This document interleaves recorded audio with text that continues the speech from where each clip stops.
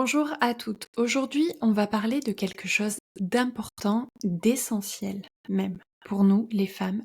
C'est cette pression à être toujours parfaite. Être douce, agréable, ne pas faire trop de bruit, ne pas déranger. Est-ce que ça vous parle? On vit dans une époque où le développement personnel est censé nous libérer, mais parfois, il nous remet encore plus de chaînes à nos poignets. Comme si on devait constamment travailler sur nous pour être irréprochable, sans émotions qui débordent, sans colère, toujours dans la bienveillance. Mais les filles, on va se dire les choses franchement, tout ça, ce n'est qu'une illusion et une illusion qui remonte à très très loin. Aujourd'hui, j'ai envie qu'on explore ce besoin qu'on a, nous les femmes, de se libérer de cette injonction à être parfaite. Parce que, croyez-moi, ce n'est pas un hasard si on nous demande constamment de rester sage. Il faut remonter loin dans notre histoire pour comprendre pourquoi on nous demande à nous, les femmes, de ne pas faire de vagues, de ne pas trop s'imposer. Prenons la Renaissance, cette époque qui a vu tant de femmes accusées de sorcellerie. Oui, des femmes qui étaient guérisseuses, sages, libres, des femmes qui défiaient les règles simplement en existant comme elles l'entendaient. Elles ont été traitées de sorcières, brûlées sur des bûchers, persuadées qu'elles étaient de mauvaises personnes parce qu'elles dérangeaient l'ordre établi. Ce qu'on leur a fait subir est maintenant gravé dans nos mémoires. Ces blessures transgénérationnelles, on les porte encore, même si c'est inconscient. On parle de traumatisme transmis de génération en génération. La psychogénéalogie nous apprend que les peurs, les injonctions, même les blocages émotionnels peuvent être hérités. Nos ancêtres ont vécu des horreurs pour oser être elles-mêmes. Et même aujourd'hui, on est les héritières de cette crainte de déranger et de faire trop de bruit. Est-ce que ce n'est pas là un rappel de pourquoi nous, les femmes modernes, on ressent ce poids de se tenir bien et de ne pas exagérer. Et puis, il y a cette idée de la femme hystérique qui traîne encore dans les esprits. Ça date du 19e siècle, quand on diagnostiquait des femmes d'hystérie pour tout et n'importe quoi. Comme si nos émotions, notre intensité étaient des pathologies.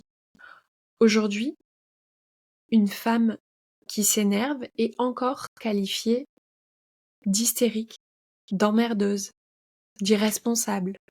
C'est dingue, mais c'est cette image qui est ancrée et qui alimente la culpabilité qu'on ressent dès qu'on ose exprimer une colère, une tristesse ou une frustration. Et si on parlait de tout ça? Aujourd'hui, le développement personnel est censé être un outil de libération.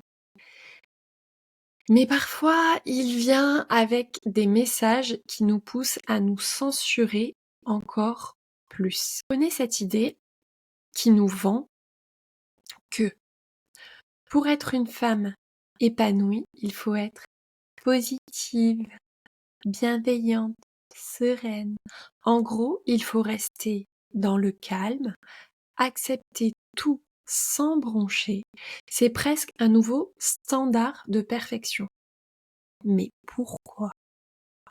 Pourquoi est-ce qu'une femme qui vit ses émotions, qui s'énerve,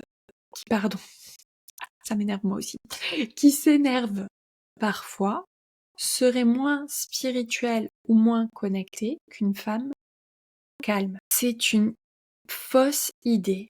Et cette fausse idée fait énormément de dégâts.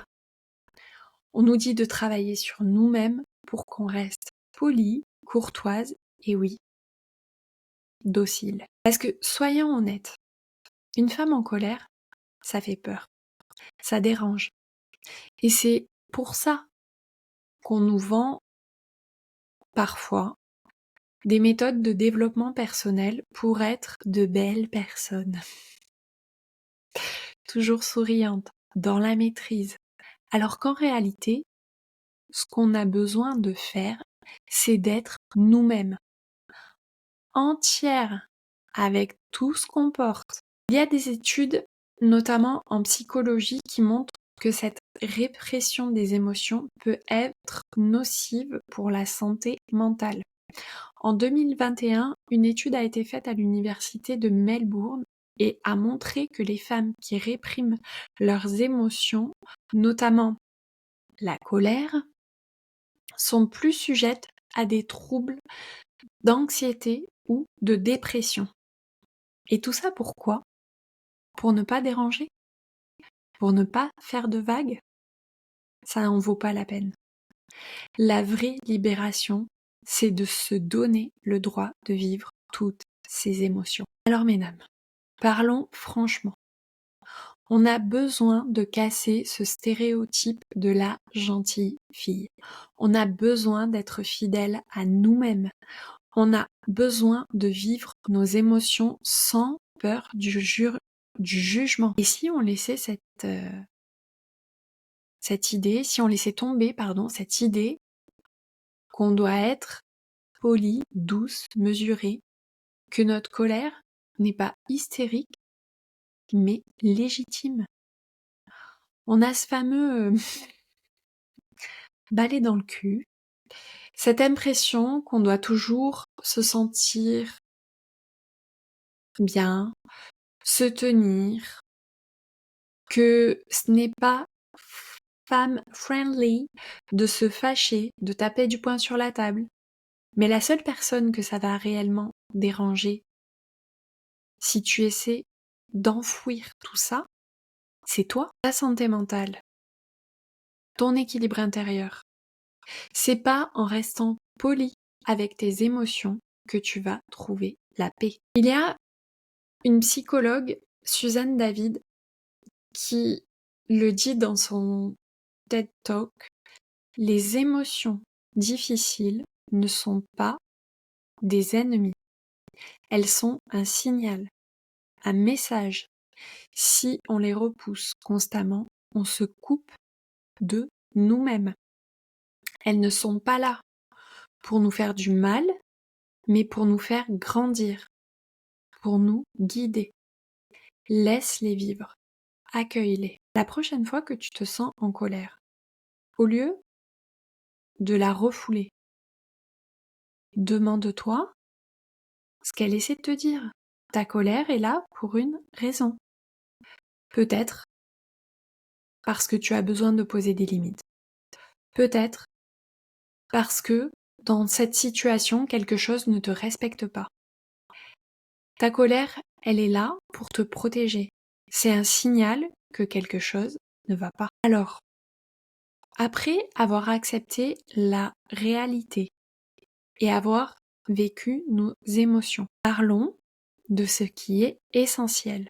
Se construire une vie qui fait sens pour soi. Pas pour faire plaisir, pas pour répondre aux standards.